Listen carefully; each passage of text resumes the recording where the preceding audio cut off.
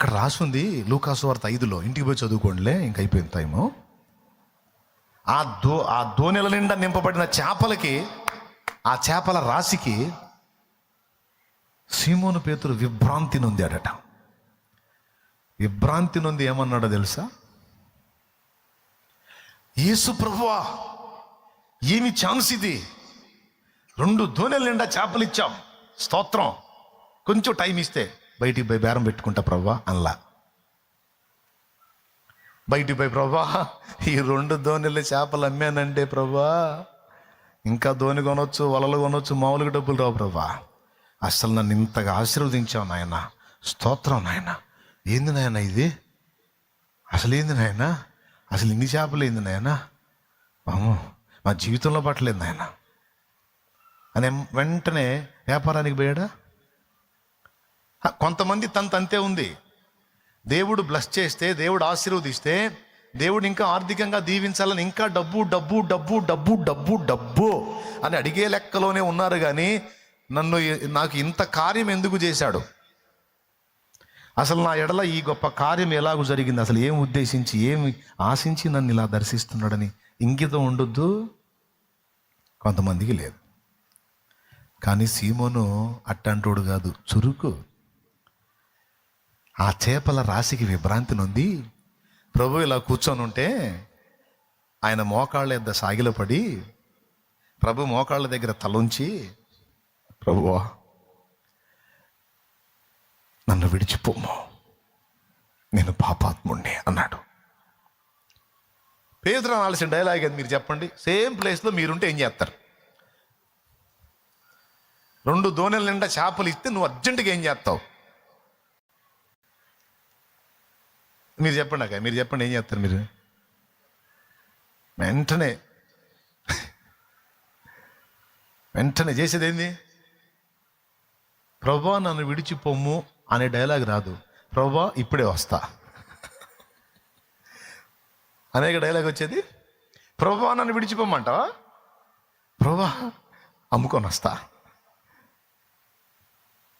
ఇయ్యేగా. కానీ ఆపోజిట్ మాట్లాడుతున్నాడు. చేపల రాజు చూసి అమ్ముదామనే ఆలోచన అట్లా పేతురికి అసలు మ్యాటర్ అర్థమైంది. ఏంటో తెలుసా?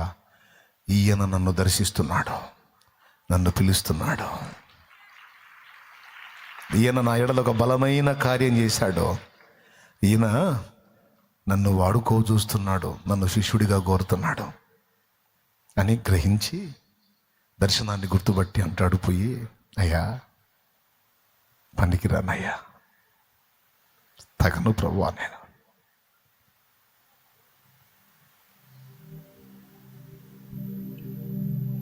తగను ప్రభువా, నన్ను విడిచిపోయా అంటే అర్థం ఏంటో తెలుసా?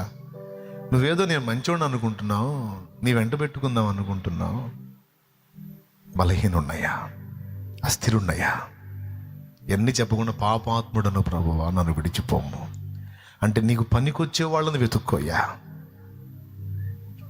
నువ్వు నా దోని దగ్గరికే ఎందుకు వచ్చావో, నాకే ఈ కార్యం ఎందుకు చేసావో నాకు అర్థమైంది. కానీ నేను నీకు పనికిరానయ్యా, నీ స్థిరం లేని ఉన్నాయా, చెంచల బుద్ధి ఉన్నాయా,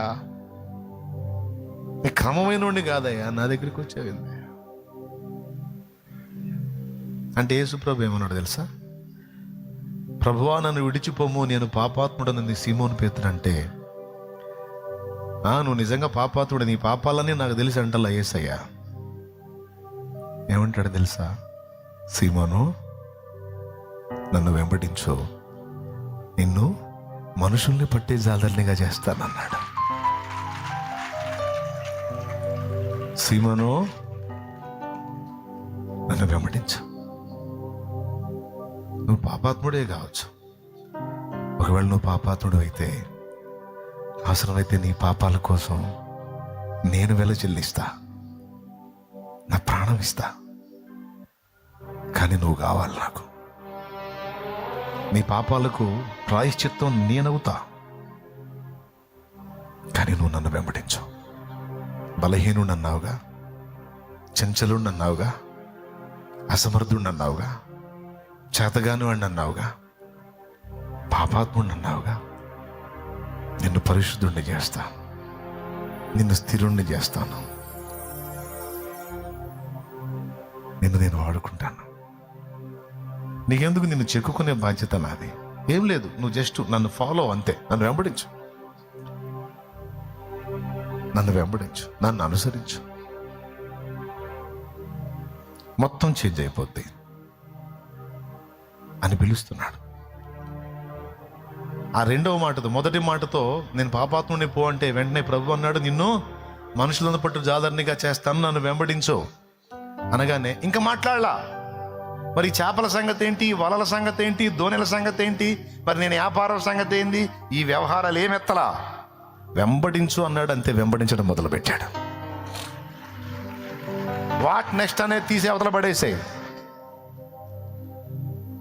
నేను చూసుకుంటుందా అంటే. ఈరోజు మారు మనసు పొంది రక్షణలోనికి వచ్చి కొంతమంది అక్కడ ఆగిపోయారు. కానీ సేవకై దేవుడు పిలుస్తున్న ఆ దర్శనాన్ని కొంతమంది గుర్తుపట్ల. కొంతమందికి స్పష్టంగా దేవుడు దర్శిస్తున్నా, నానా రకాలుగా మాట్లాడుతున్నా, ఎన్నో రకాలుగా సంధిస్తున్నా, ఈ పేతురు పెట్టుకున్నట్టే కొన్ని డౌట్లు పెట్టుకొని ఆయన పిలుపుకి అవిధేయత చూపిస్తున్నారు. కానీ పౌలు ఏమన్నాడు తెలుసా? అగ్రిప్ప రాజా, ఆకాశము నుండి నాకు కలిగిన ఆ దర్శనమునకు నేను అవిధేయుడను కాక నేను విధేయత చూపానయ్యా. సీమోను పేతురు అవిధేయుడు కాల, విధేయత చూపాడు. పౌలు అవిధేయుడు కాల, విధేయత చూపాడు. నా భాగ్యం ఏంటో తెలుసా? అవిధేయుడను కాకుండా ఆయన పిలుపుకు విధేయత చూపటమే నా జీవితంలో ఒక అద్భుతమైన మలుపు.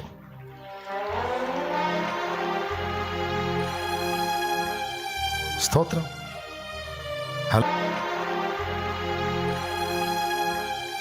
స్తోత్రం. హల్లెలూయా.